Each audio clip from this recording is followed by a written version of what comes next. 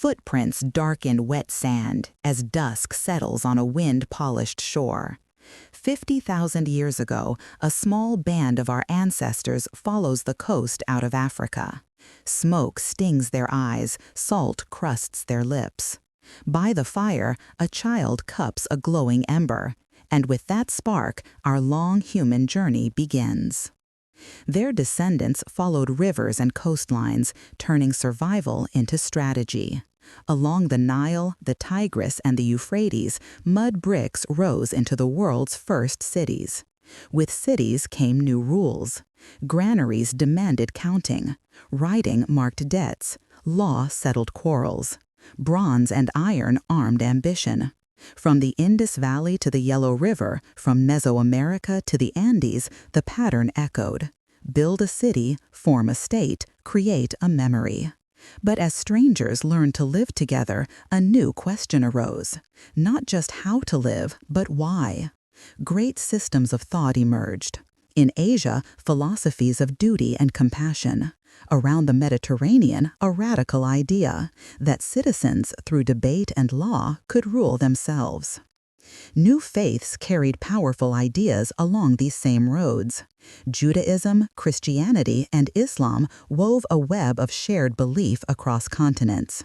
Trade followed faith, and faith followed trade. The Silk Roads, the Indian Ocean, the sands of the Sahara. These were not just routes for goods, but for knowledge. Caravans and ships braided the world together. But these connections carried danger.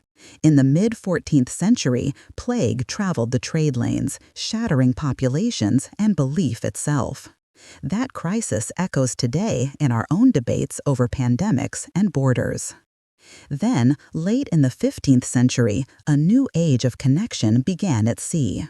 European sailors pushed their ships across vast oceans, linking worlds that had been separate for millennia.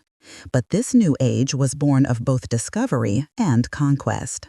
Below deck, the clink of chains was the sound of a brutal new economy. Across the Atlantic, wind carried not just pepper and sugar, but the germs, guns, and human cargo that would remake the planet.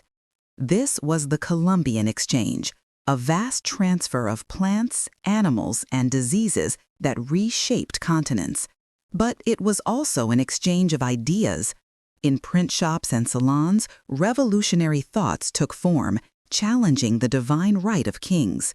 Revolutions in America and France were answered by a slave uprising in Haiti that shook empires. Soon, another revolution, powered by steam, drew millions into dense industrial cities. And as finance outpaced farming, a new struggle began over an old question: who counts as a citizen and who pays the price for progress?